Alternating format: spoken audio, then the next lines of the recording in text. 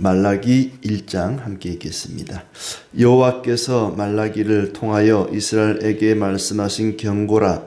여호와께서 이르시되 내가 너희를 사랑하였노라 하나 너희는 이르기를 주께서 어떻게 우리를 사랑하였나이까 하는도다. 나 여호와가 말하노라. 에서는 야곱의 형이 아니냐? 그러나 내가 야곱을 사랑하였고 에서는 미워하였으며 그의 산들을 황폐하게 하였고 그의 산업을 광야의 이리들에게 넘겼느니라.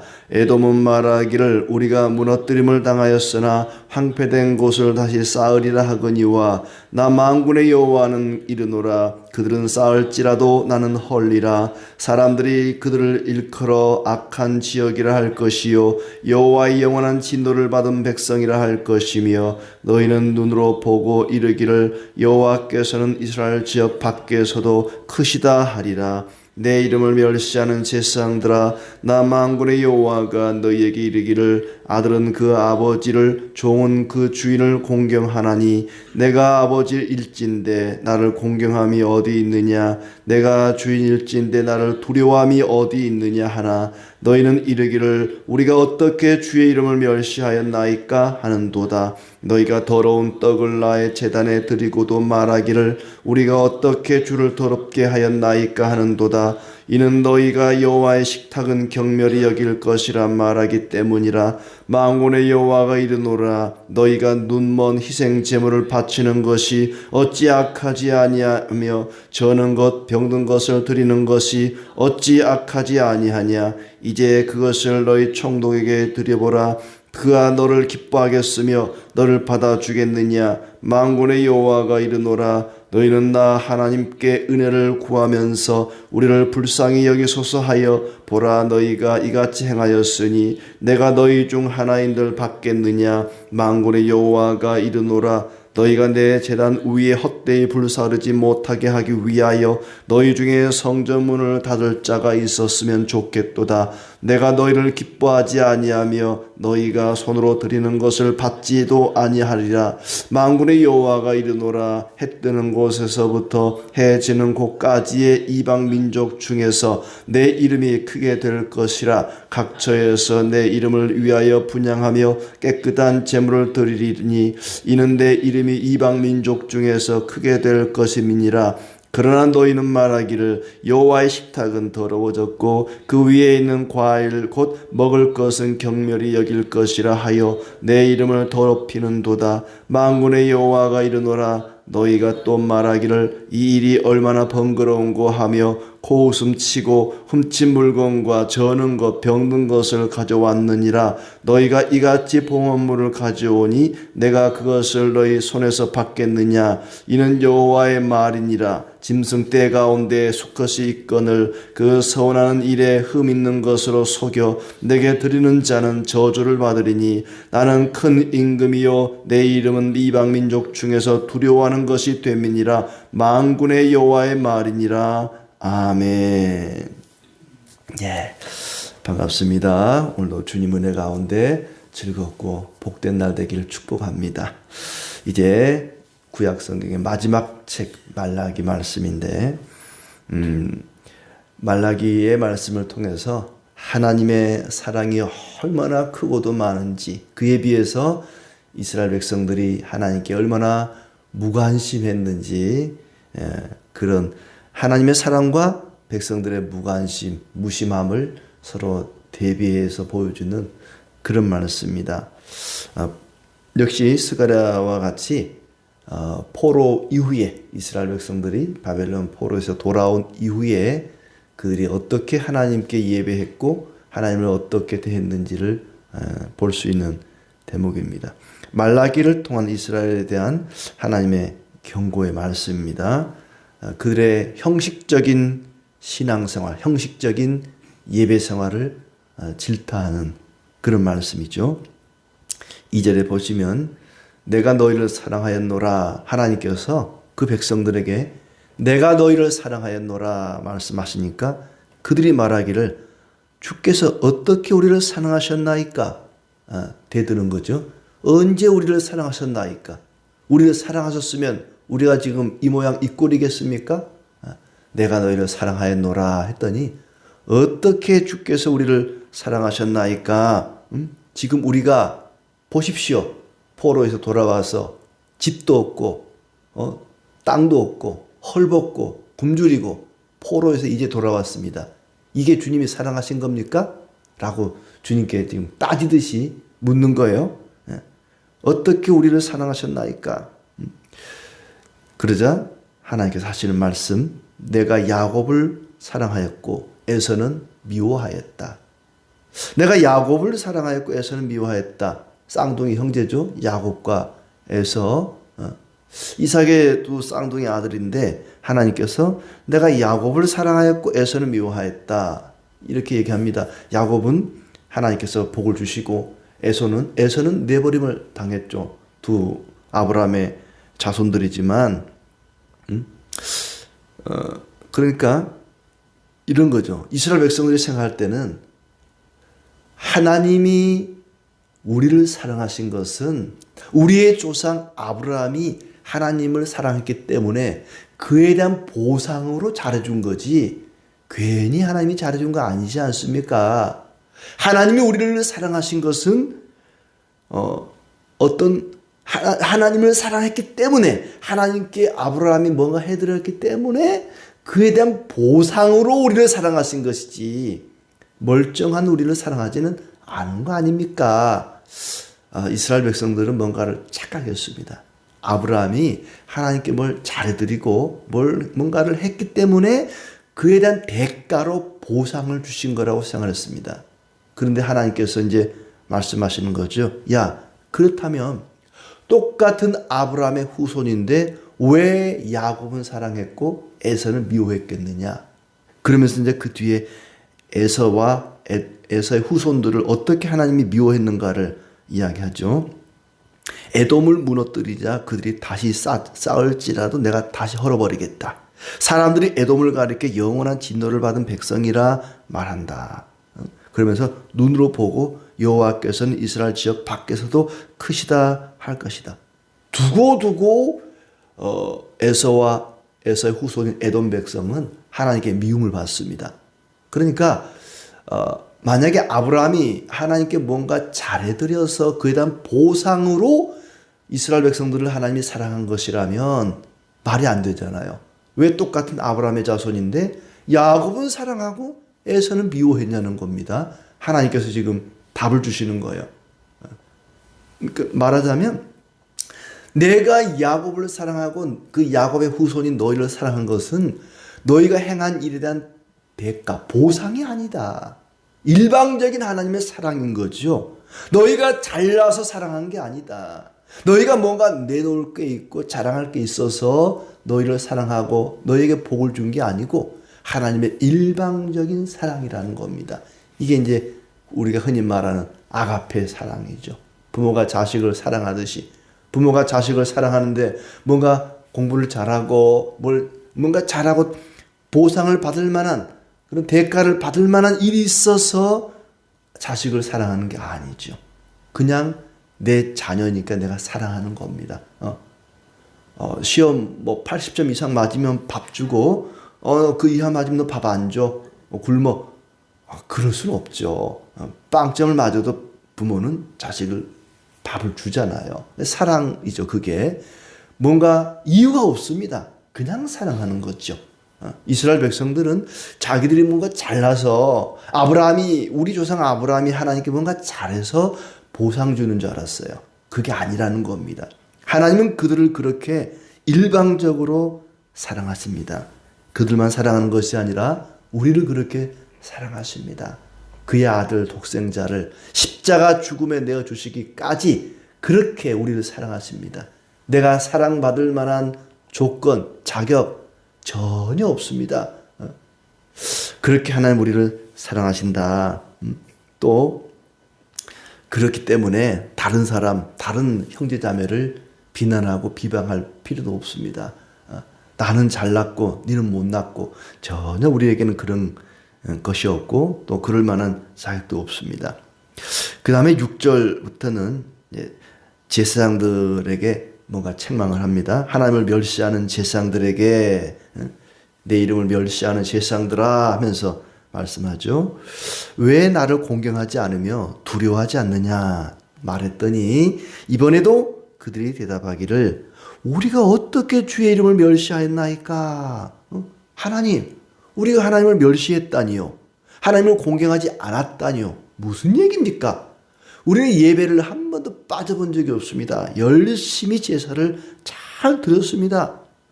온갖 형식을 다 갖추어서 하나님께 그들은 제사를 드렸습니다. 꼬박꼬박 절기를 지키고 제사를 드리고 제물을 드리고 하나님이 하라는 대로 성경의 율법에 가르친 대로 다 했습니다. 그런데도 하나님께서 왜 너희는 나를 공경하지 않느냐? 왜 너희는 나를 두려워하지 않느냐? 하나님, 우리가 언제 그랬습니까?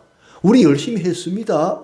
제사 드릴 것, 금식하는 것, 할 것 다 했습니다. 그렇지만 그것은 마음이 없는 제사였다. 마음이 없는 형식적인 제사는 아무 소용없다.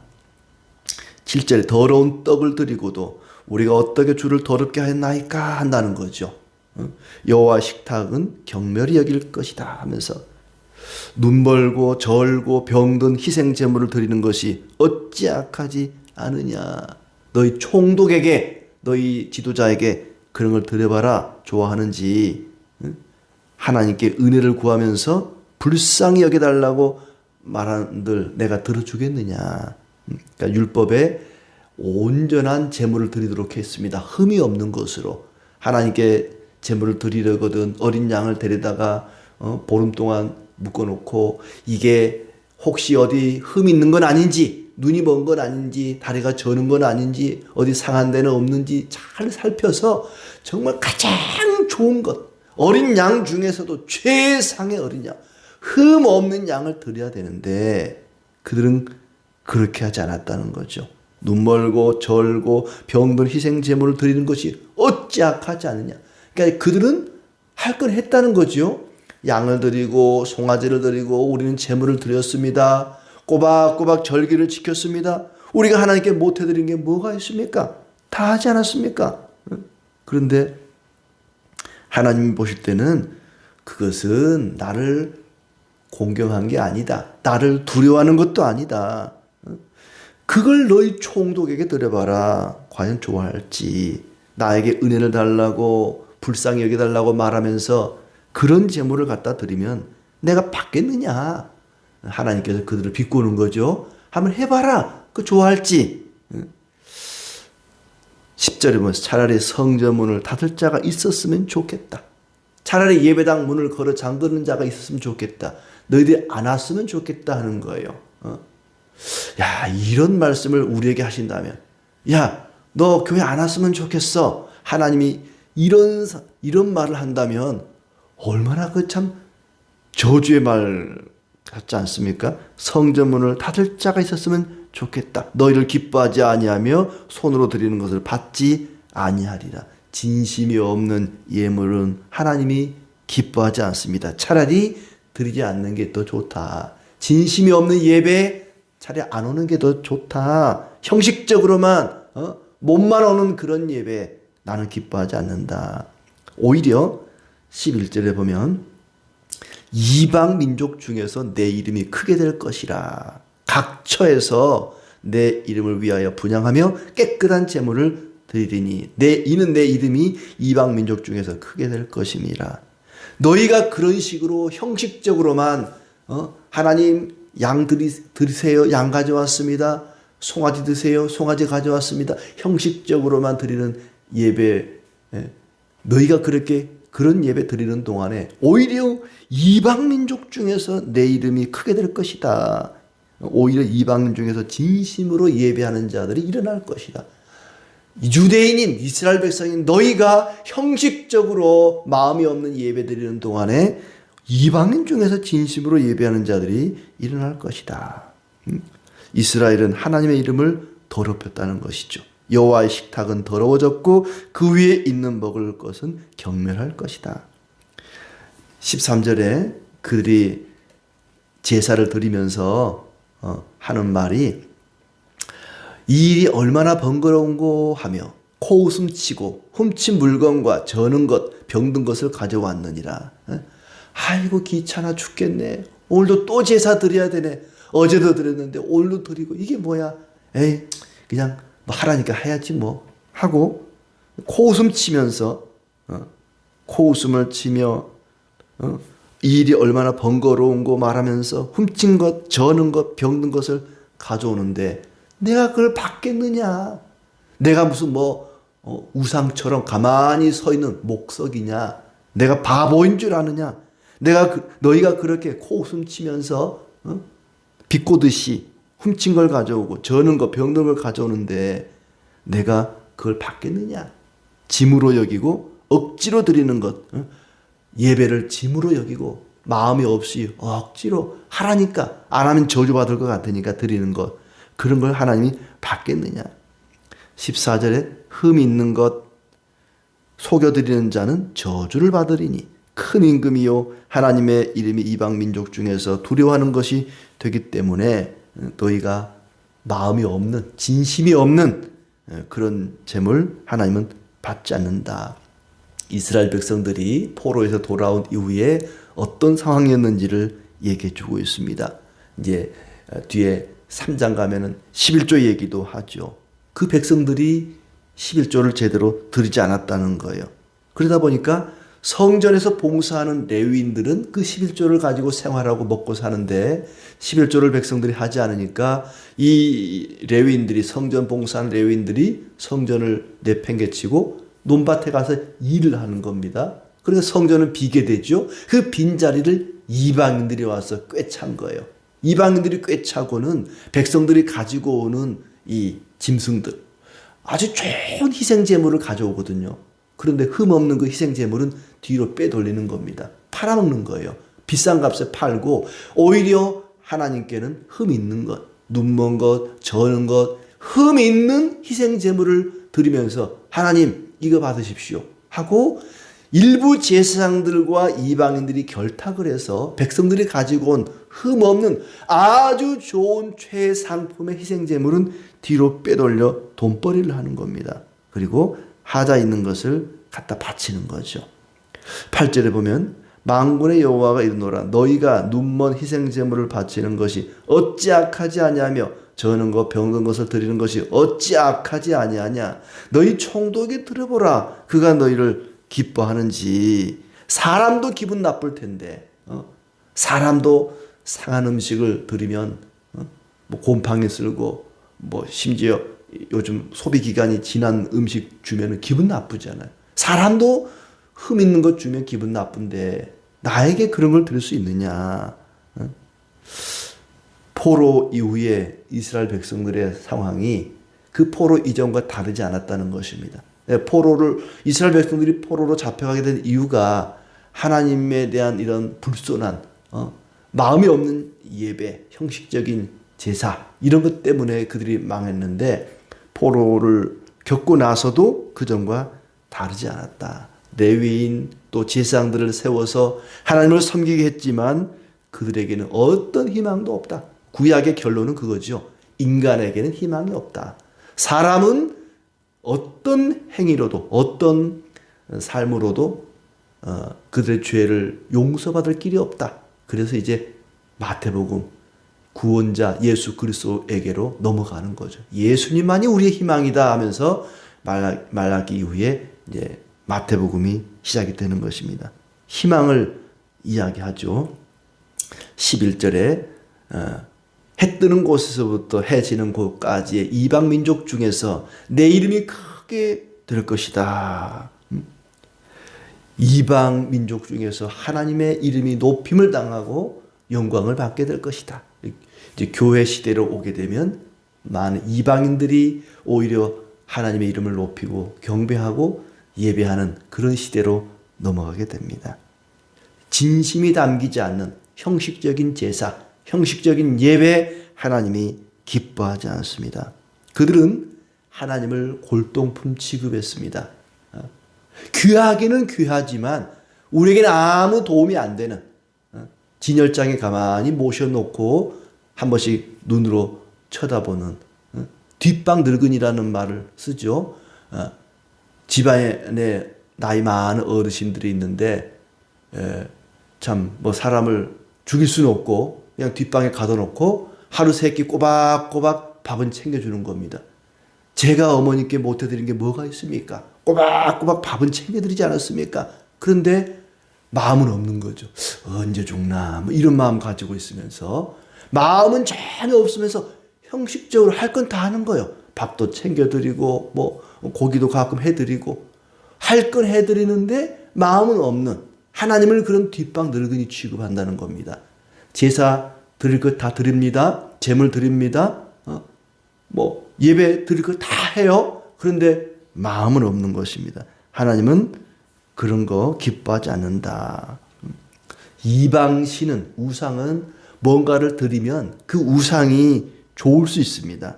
그러나 우리가 하나님께 뭔가를 드리면 하나님이 좋으라고 드리는 게 아니고 우리 좋으라고 하라는 거예요. 하나님께서 너희가 제사를 드려라, 너희가 11조를 드려라, 뭔가 예배를 드려라, 뭔가를 드리라고 하는 것은 그걸 받고 하나님이 좋아가지고 야 고기 맛있다, 야 돈이 최고다 하면서 하나님 좋으려고 드리라는 게 아닙니다. 드림으로써 드리는 사람을 위해서 드리라는 겁니다. 예배도 찬송도 기도도 헌금도 드리는 사람 좋으라고 드리라는 것이지 하나님 좋으라고 드리라는 게 아니죠. 우리는 마음만 드리면 되는 줄 압니다. 그러나 하나님께서는 뭔가를 우리가 드리기를 원하십니다. 그 드림으로 인해서 우리가 좋기 때문에 그래요. 예배도 찬송도 기도도 헌금도 마찬가지입니다. 11조라는 것도 원래는 우리가 가진 모든 게 다 하나님 겁니다. 10개 중에 10개가 다 하나님 거죠. 내게 있는 것 중에 내 것은 아무것도 없습니다. 모든 것이 하나님의 것입니다. 그 가운데 최소한의 것만 내게 바쳐라 그랬어요. 10분의 1. 그럼 무슨 하나님 무슨 부가세 바치라는 것도 아니고 10분의 1을 바치라 그럽니까? 너무 많은 거 아니에요? 근데 하나님은 최소한의 것을 요구하는 겁니다.